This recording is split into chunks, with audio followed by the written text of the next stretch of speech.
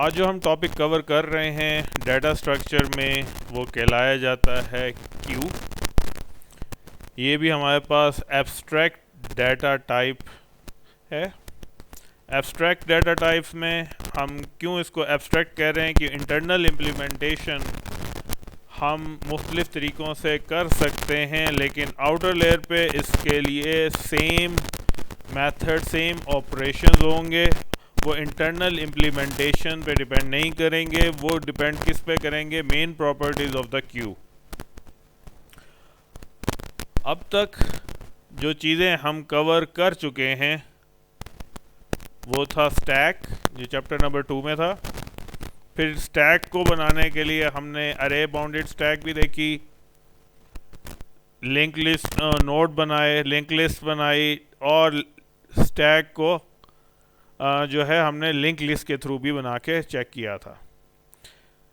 Chapter number 3 में हमने recursion देखा था, और रिकर्सिव प्रोसेसिंग हमने अरेज के थ्रू भी देखी थी, और लिंक लिस्ट के थ्रू भी हमने रिकर्जन को बना के देखा था।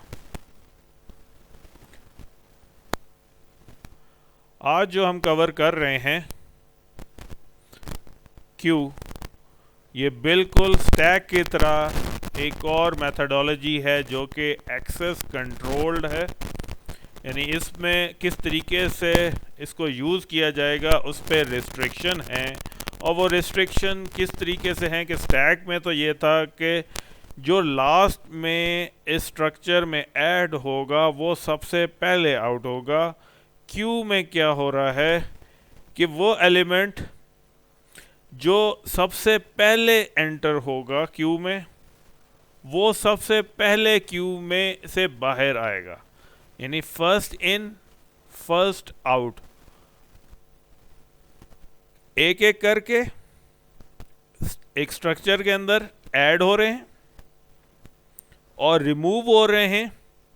जिस साइड से एंटर हुए थे बिल्कुल उसके ऑपोजिट साइड पे दूसरे एंड से बाहर निकल रहे हैं।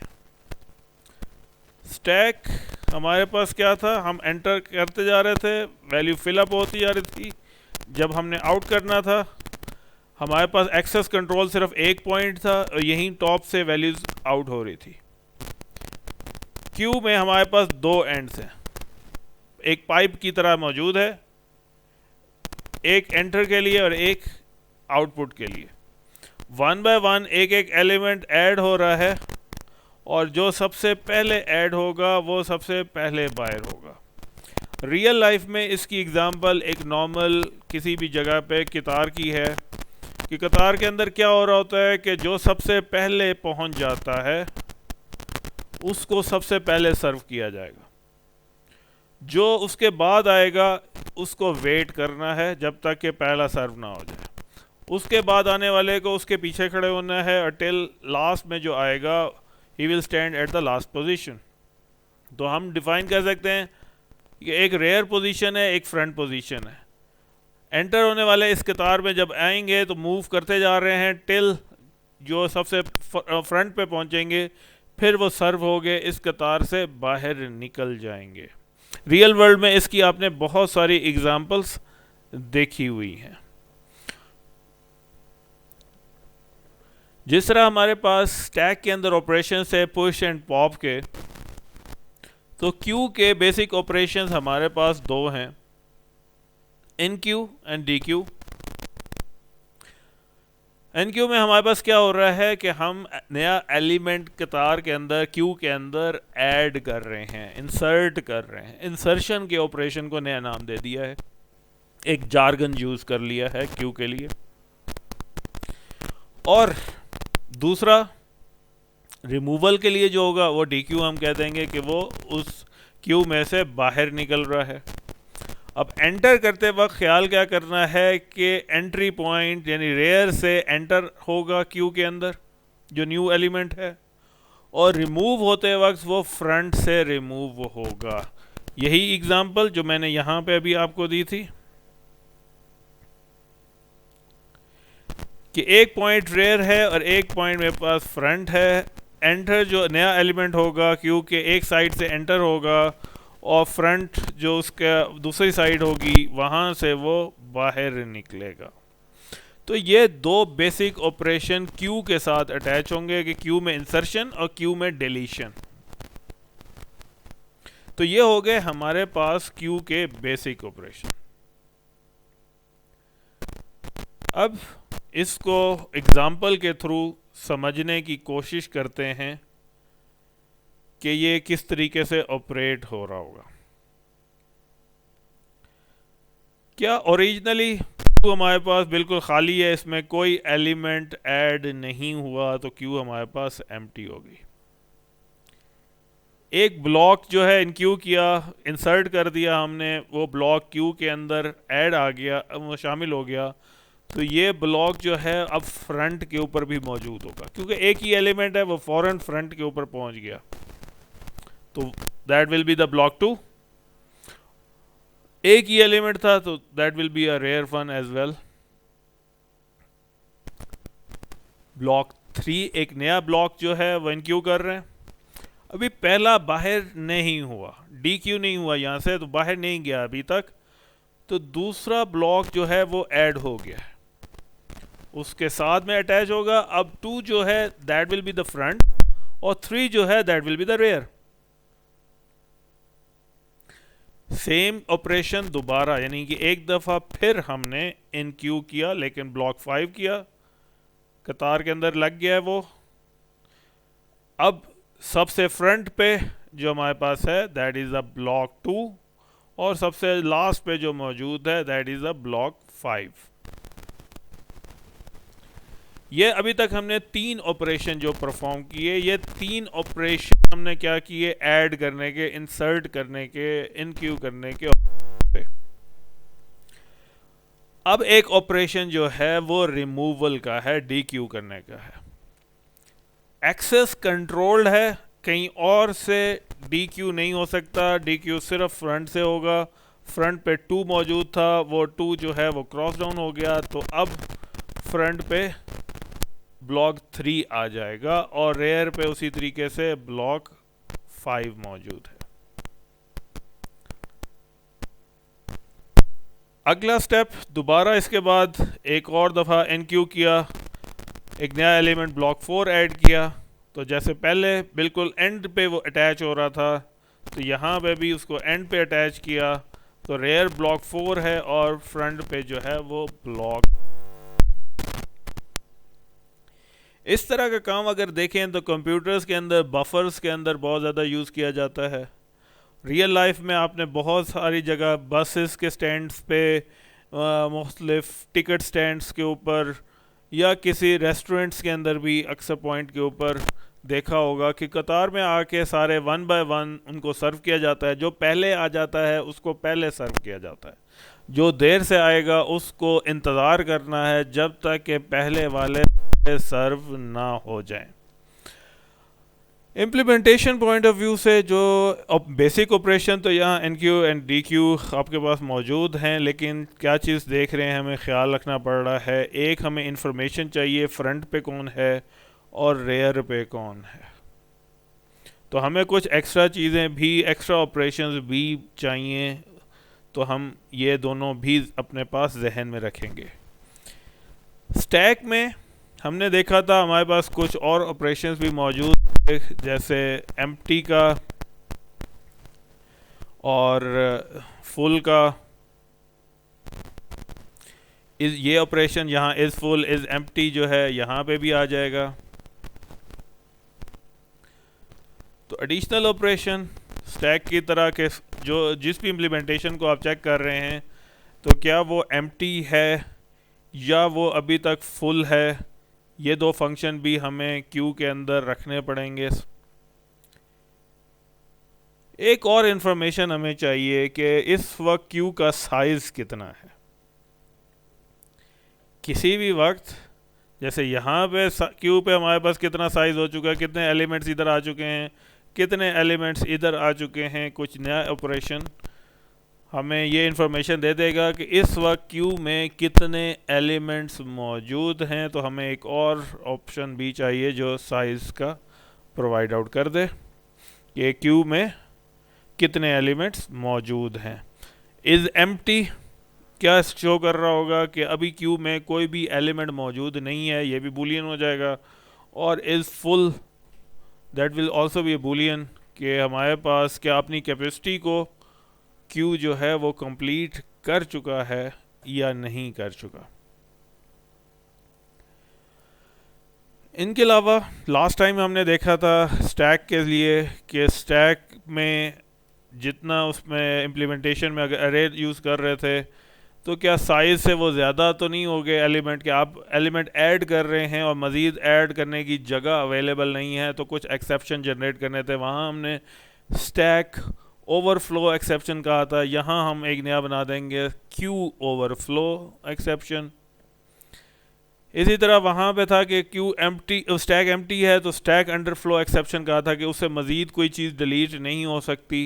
सेम यहाँ पे भी हम एक क्यू अंडरफ्लो एक्सेप्शन बना सकते हैं कि अगर हमारे पास क्यू एम्प्टी है और उसके बावजूद हम उसमें से डी क्यू या डिलीट कोई एलिमेंट करना चाहते हैं तो हम एक एक्सेप्शन जनरेट आउट करें और उससे बताएं यूज़र को कि यहाँ पे जो एलिमेंट कोई मौजूद नहीं था और क्यू जो डी क्यू ऑपरेशन जो था वो परफॉर्म करने की कोशिश की गई है।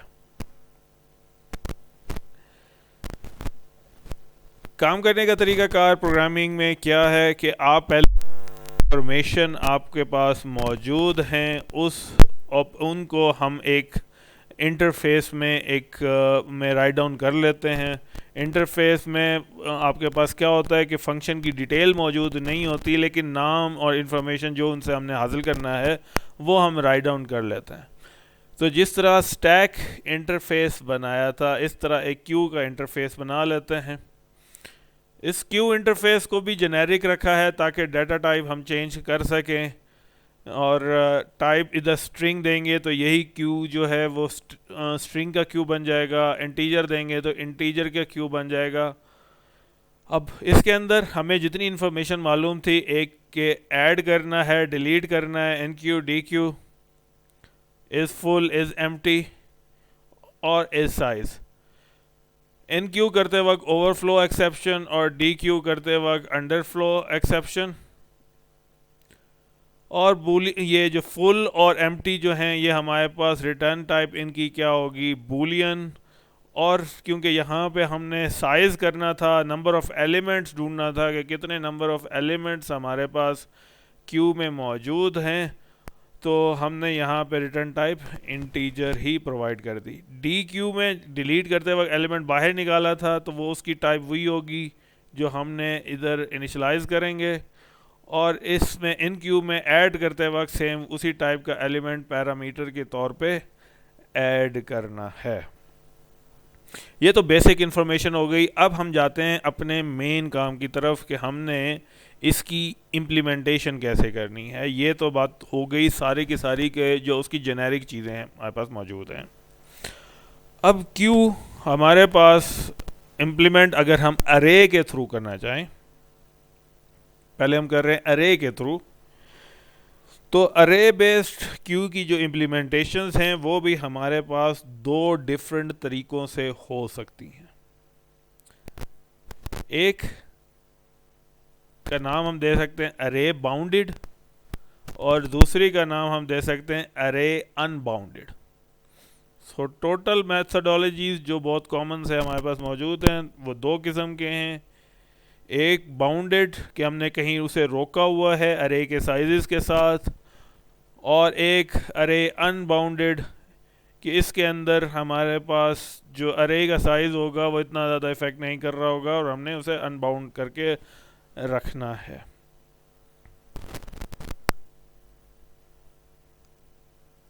अब जब हम एक्सपेंड करें इम्प्लीमेंटेशन ऑफ अरे बाउंडेड क्यू, अरे बाउंडेड क्यू को हम एक्सपेंड करें तब भी हमारे पास क्या आ जाता है कि हम कह रहे हैं कि क्यू का साइज़ जो होगा वो फिक्स साइज़ होगा, बाउंडेड होगी, उसका एक बफर है या जो भी एरिया है हमारे पास जितनी जगह मौजूद है वो एक बाउंडेड होगी। विद इन दैट अगेन हमारे पास दो अप्रोचेस हैं इस काम को करने के लिए। एक अप्रोच है जिसे हम कहेंगे fixed front design, fixed front design approach, और दूसरी है हमारे पास फ्लोटिंग फ्रंट डिज़ाइन अप्रोच।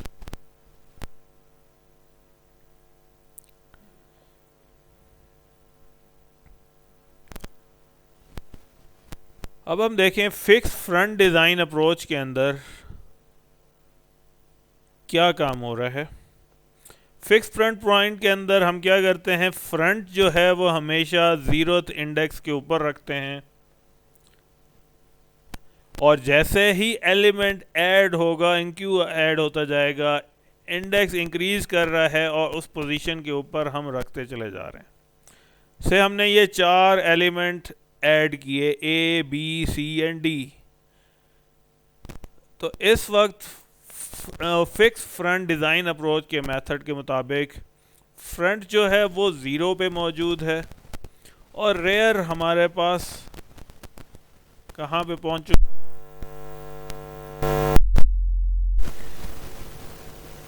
इस अप्रोच एक इशू है, वो आता है डी क्यू करते वक्त। डी क्यू क्या था, जब हमने एलिमेंट्स को रिमूव करना है क्यू में से, क्यू हमें फ्रंट जो रिमूव होगा वो हमेशा फ्रंट से होगा। तो हम अगर इसमें से रिमूव करते हैं तो ए रिमूव हुआ, ए था 0th इंडेक्स के ऊपर, बी है 1, C2, D3 पे मौजूद था। दोबारा हमें करना है कि इस पे फ्रंट रखना है 0 के ऊपर, तो क्या करना पड़ेगा, हर एलिमेंट को मूव करना पड़ रहा।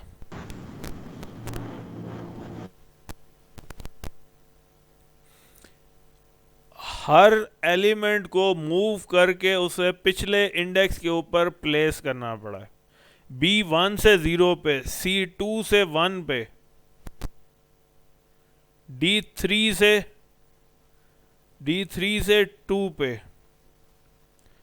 तो एक डी क्यू पे सिर्फ एलिमेंट रिमूव नहीं हो रहा, तमाम के तमाम एलिमेंट अपना इंडेक्स नंबर जो है वो डिक्रीज कर रहे हैं।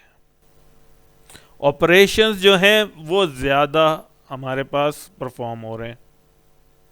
नंबर 1 एलिमेंट रिमूव करना, और नंबर 2 तमाम एलिमेंट्स के इंडेक्स में एक एक डिक्रीज करना। ये सारे इश्यूज हैं हमारे पास फिक्स्ड फ्रंट डिज़ाइन पे।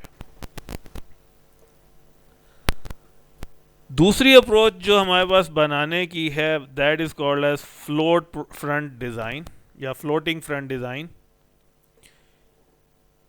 इंसर्शन उसी तरीके से है कि हमने इंडेक्स नंबर ऐड करते चले जाना है। पहले ए ऐड हुआ तो फ्रंट 0 पे है और रेयर जो है वो भी 0 पे है। बी ऐड हुआ, फ्रंट उसी तरह 0 पे है, बी उसके बाद सर्व होगा तो बी 1 पे आ गया। फिर सी ऐड हुआ तो सी 2 पे ऐड हुआ।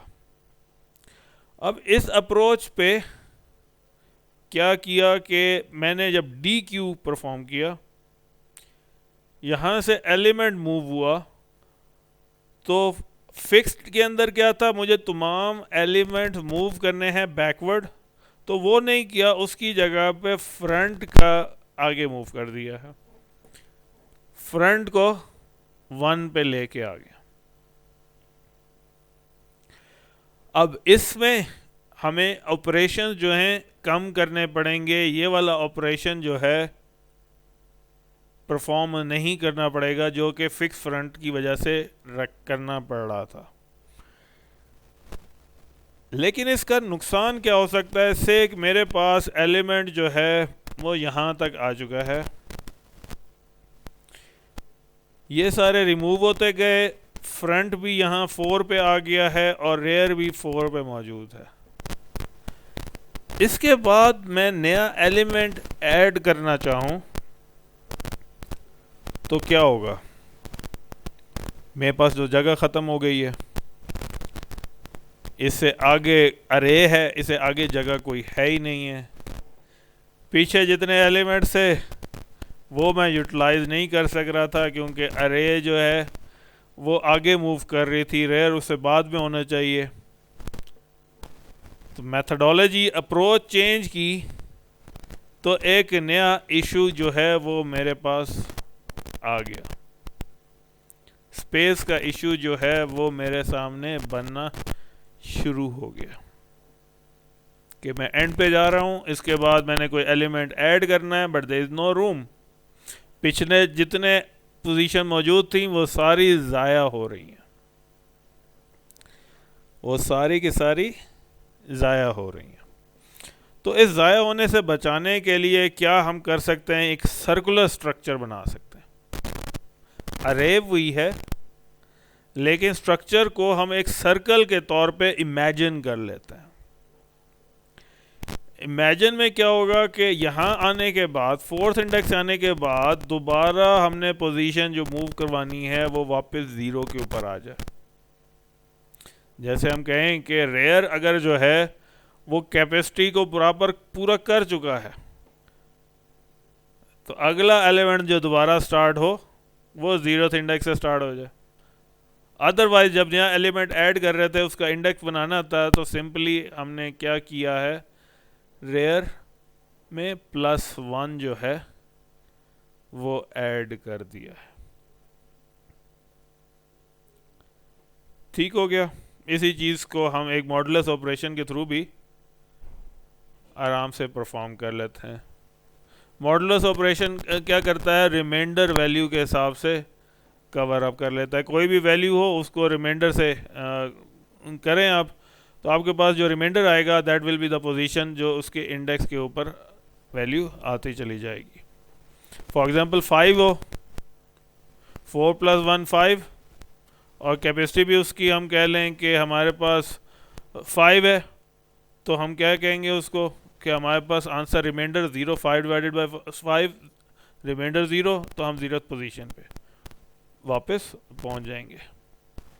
और अगर हमारे पास ये वैल्यू जो है वो स्मॉलर है, से हम कहें 0 है,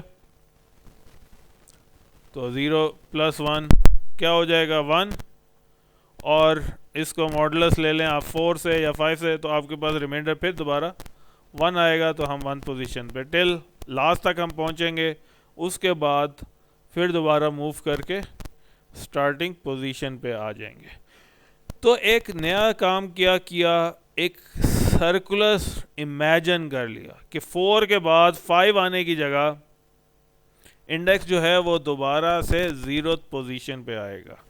इस तरह ये बार बार सर्कल में यूज़ होगा, और जो ये पॉइंट्स जो हम पहले देख रहे थे, स्पेस के इश्यूज क्रिएट हो रहे थे, जो ज़ाया हो रहे थे, अब उनको हम दोबारा इस्तेमाल कर सकते हैं।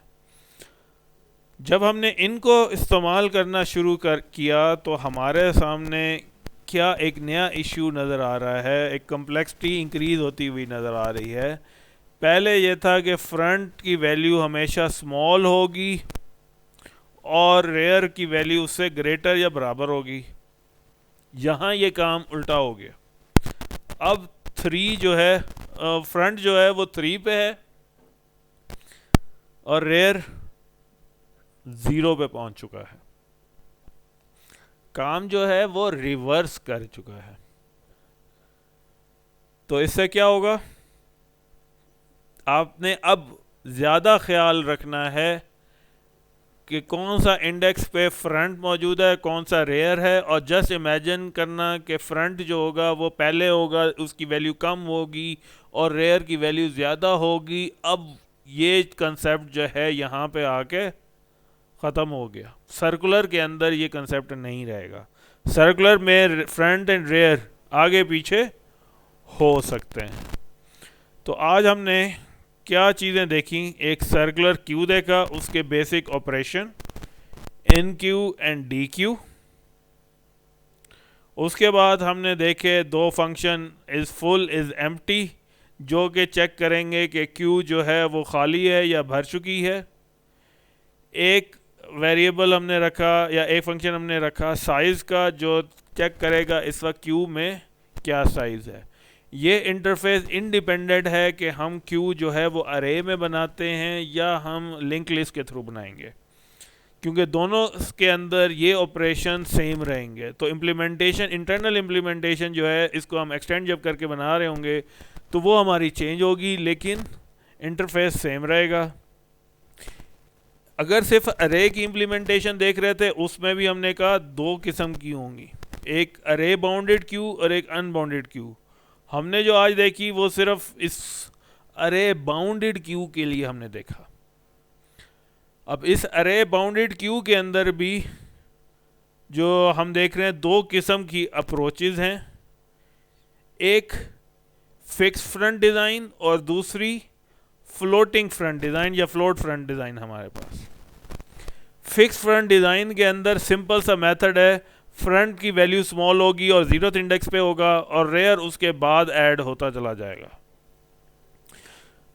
इसका इशू क्या था कि जब हम डी क्यू करते हैं तो एलिमेंट रिमूव करने के बाद हर दूसरे एलिमेंट को एक एक पीछे मूव करना है, एक्स्ट्रा काम जो है वो हमने परफॉर्म करना है। इसके मुकाबले में दूसरी अप्रोच जो हमने देखी, that is called as floating front design, और वो क्या करती है कि अगर आपने एलिमेंट रिमूव किया तो फ्लोट जो फ्रंट था उसको अंदर इंडेक्स में ऐड कर दिया, इंक्रीमेंट कर दिया, 0 की जगह अब फ्रंट 1 पे चला गया, फिर रिमूव करेंगे तो 1 से 2 पे चला जाएगा। इसके अंदर क्या इशू जनरेट हो रहा था कि हमारे पास बहुत सारी स्पेस ज़ाया हो सकती थी, क्योंकि फ्रंट आगे मूव कर रहा था और रेयर बिल्कुल एंड पे जाके अरे के आखिरी एलिमेंट पे पहुंच के रुक जाता है। तो इस इशू को ख़त्म करने के लिए क्या किया, इसको सर्कुलर स्ट्रक्चर बनाया। सर्कुलर स्ट्रक्चर के अंदर हमने क्या किया कि रेयर जब बिल्कुल पे पहुंच जाए, कैपेसिटी अपनी पूरी ख़त्म कर जाए, तो क्या करें, दोबारा से 0 से स्टार्ट कर दें, एक सर्कल की तरह यूज़ करना शुरू करें। जैसे अगर यहाँ 4 का मैक्सिमम कैपेसिटी है, तो 4 के बाद 5 जब आए तो 5 को 0 पे कन्वर्ट कर दें, और इस तरह ये बार बार मूव करता रहेगा, और फ्रंट भी आगे मूव करता रहेगा, रेयर भी मूव करेगा, और जब हम बिल्कुल एंड पे पहुँचेंगे फिर हम रिमूव करेंगे, फिर दोबारा फ्रंट को भी हम 0 पे लेके आ जाएंगे। इस तरह ये सर्कल के अंदर हमारे पास मूव करता रहेगा।